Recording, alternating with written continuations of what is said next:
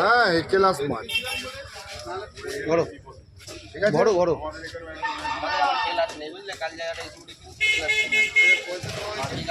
নিয়ে নে নিয়ে নে।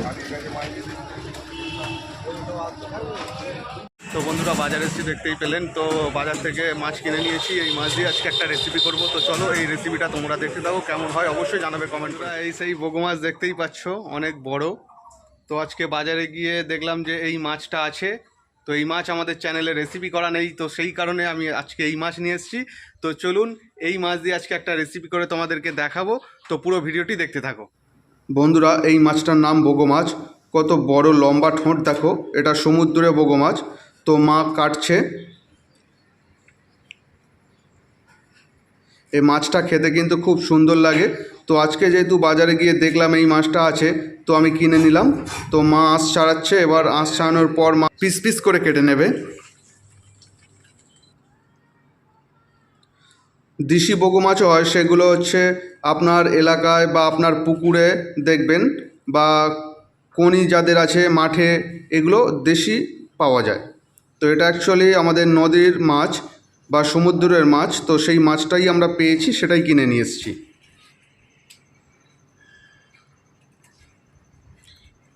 দেশি বগো মাছগুলো এক বেগদার মতো হয়, আর এটা যেহেতু সমুদ্রে বগো, তো অনেক বড় হয়, 1 হাত লম্বারও বেশি হয়।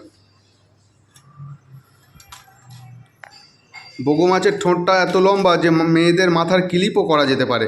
তো মাছালা কাটবে বলছিল মাথাটা রেখে দেওয়ার জন্য, তো আমি কাটতে দিইনি, নিয়ে চলে এসেছি।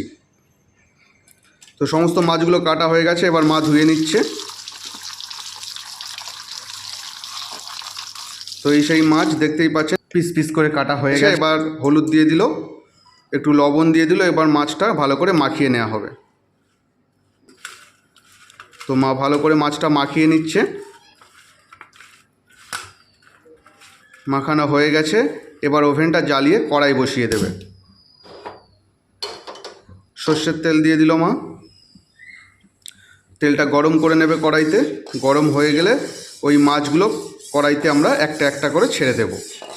তো গরম হয়ে গেছে, এবার মাছগুলো মা ছেড়ে দিচ্ছে।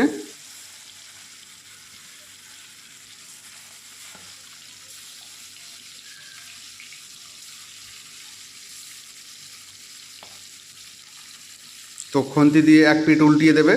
এক পিঠ ভাজা হয়ে গেছে, তো আর এক পিঠ উল্টিয়ে দেবে, যাতে সব দিক ভালো করে ভাজা হয়।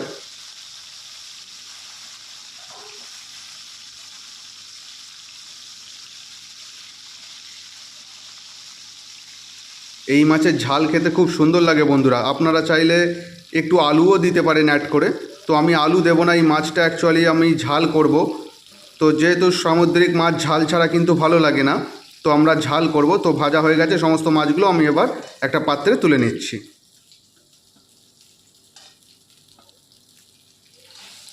লেজাটা একটু ভেজে নেব বন্ধুরা। তো ভাজা হয়ে গেছে, তুলে নিলাম।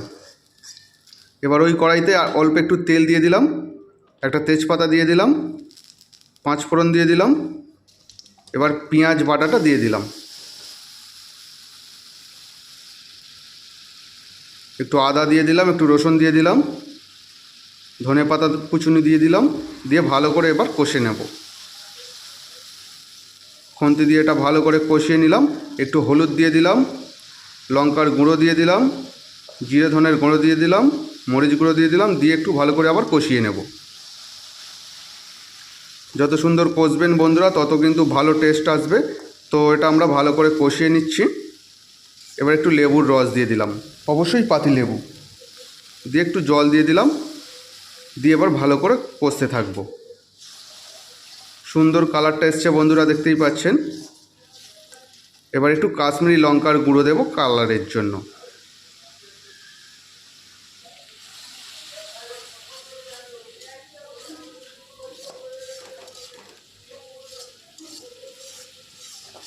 তো ভালো করে কষানো হয়ে গেছে, এবার মাছগুলো আমি ঢেলে দেব। ঢেলে দিয়ে ভালো করে আবার কষিয়ে নেব খুন্তি দিয়ে।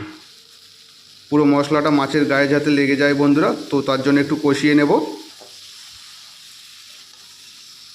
কষানো হয়ে গেছে, এবার আমরা পরিমাণ মতো জল ঢেলে দেব।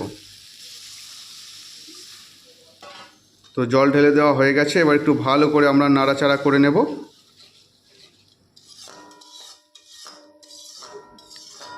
এবার এই ঝোলের মধ্যে পরিমাণ মতো লবণ দিয়ে দেবো স্বাদের জন্য, দিয়ে একটু ভালো করে মিক্সড করে দেব। এবার একটু দিয়ে দেব টমেটো সস, দিয়ে ভালো করে নাড়াচাড়া করে মিক্সড করে দেব, দিয়ে কিছুক্ষণ 10 থেকে 15 মিনিটের জন্য ফুটতে দেব। তো ফোটা শুরু হয়ে গেছে বন্ধুরা, দেখতেই পাচ্ছেন টকবক করে ফুটছে।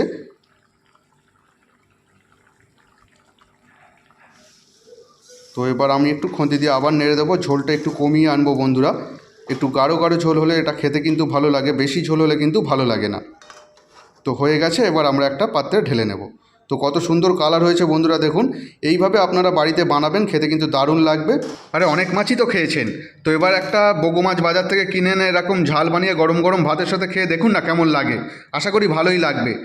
তো কি দাদা, এবার বাজার গিয়ে কিনবেন তো? হ্যাঁ, অবশ্যই কিনবেন।